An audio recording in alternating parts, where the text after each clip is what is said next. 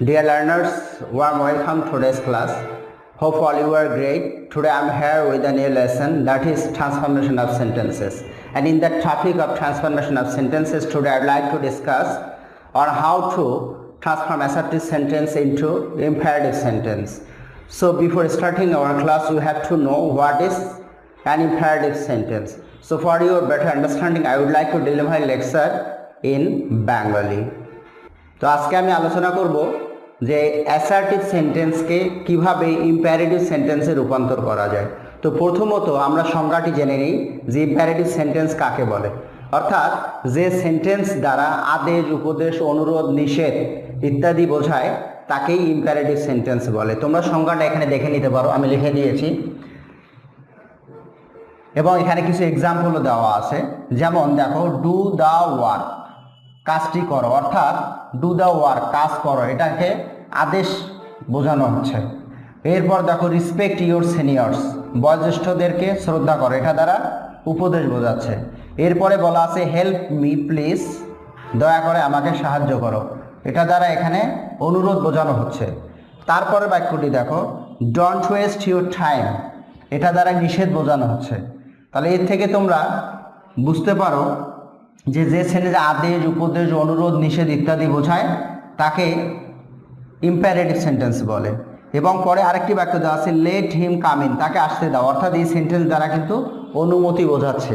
তাহলে আদেশ, উপদেশ, নিষেধ, অনুমতি ইত্যাদি যে সেন্টেন্স দ্বারা প্রকাশ করা হয় সেটি হচ্ছে ইম্পারেটিভ সেন্টেন্স। তো আজকে আলোচনা করব যে অ্যাসার্টিভ সেন্টেন্সকে কিভাবে ইম্পারেটিভ সেন্টেন্সে রূপান্তর করা যায়। তো প্রথমত আরেকটি বিষয় তোমরা খেয়াল রাখবে যে ফার্স্ট পারসন তোমরা জানো, তারপরও আবার একটু খেয়াল করি যে আই এবং উই হচ্ছে ফার্স্ট পারসন, ইউ হচ্ছে সেকেন্ড পারসন, এবং এই তিনটা বাদে যেমন হি, শি, ইট, দে ইটসেট্রা, এগুলো সবগুলোই হচ্ছে third person.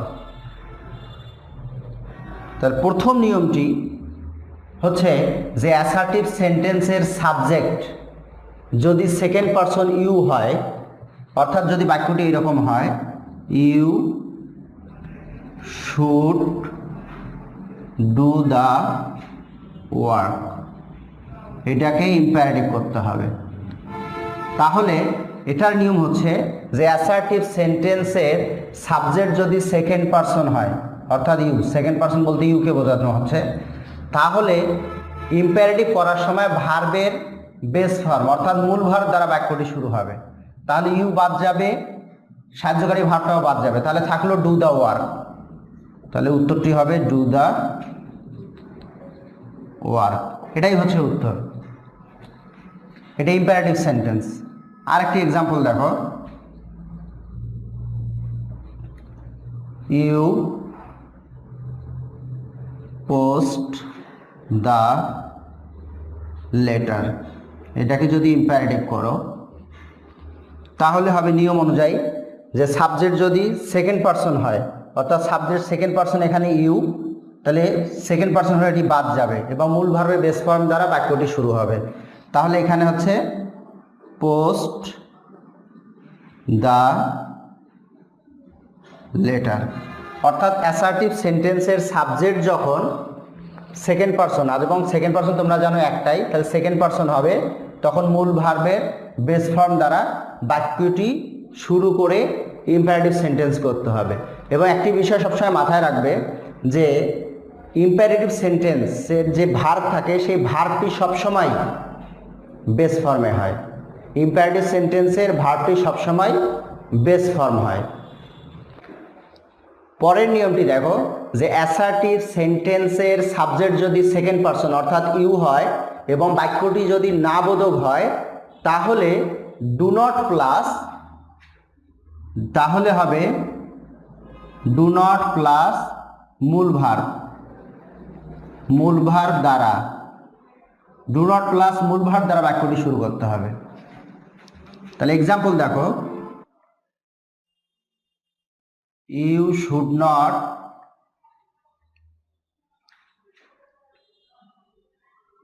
West your time.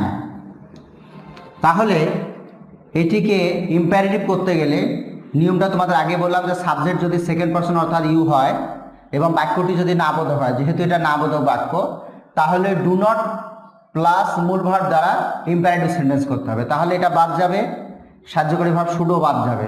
তাহলে উত্তরটি হবে ডু নট, মূল ভার্ব হচ্ছে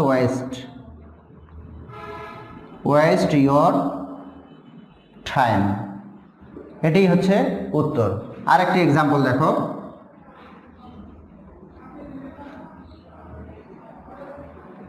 you have not bought a new dress। তাহলে এই ক্ষেত্রেও হবে সাবজেক্ট যেহেতু সেকেন্ড পারসন বা বাক্যটি নাবোধক, তাহলে এটি বাদ যাবে, সাহায্যকারী ভার্বটাও বাদ যাবে। তাহলে হবে ডু নট।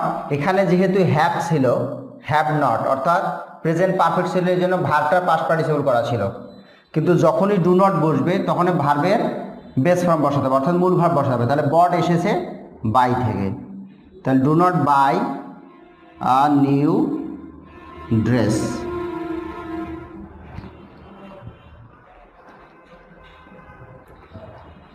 এবারের নিয়মটি হচ্ছে যে সাবজেক্ট যদি সেকেন্ড পারসন এবং নেভার থাকে, তাহলে নেভার প্লাস মূল ভার্ব, নেভার প্লাস মূল ভার্ব দ্বারা ইম্পারেটিভ সেন্টেন্স করতে হবে। যেমন দেখো, you should never mix with bad boys. তাহলে উত্তরটি হবে, তাহলে এই সেকেন্ড পারসন বাদ যাবে, সাহায্যকারী বাদ যাবে। তাহলে উত্তরটি হবে নেভার প্লাস মূল ভার্ব, অর্থাৎ never mix with bad boys. এটি হচ্ছে উত্তর।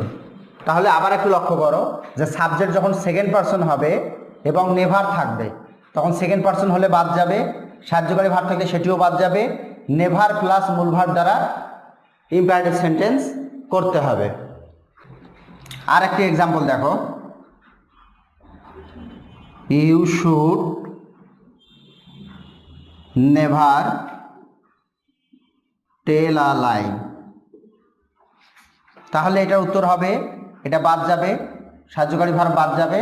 তাহলে উত্তরটি হচ্ছে নেভার টেল আ লাই।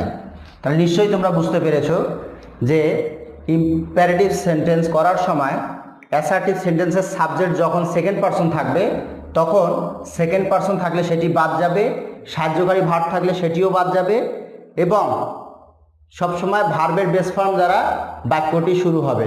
যদি হ্যাঁবোধক বাক্য হয় তাহলে শুধুমাত্র ভার্বের বেস ফর্ম দ্বারা বাক্যটি শুরু হবে, যদি না বোধক হয় তাহলে ডু নট দ্বারা শুরু হবে, এবং যদি নেভার থাকে বাক্যের মধ্যে এবং সাবজেক্ট যদি সেকেন্ড পারসন ইউ হয় তাহলে নেভার প্লাস মূল ভার্ব দ্বারা বাক্যটি শুরু করতে হবে। এবং এভাবেই অ্যাসার্টিভ থেকে ইম্পারেটিভ সেন্টেন্স করতে হবে শুধুমাত্র সাবজেক্ট যখন সেকেন্ড পারসন থাকবে।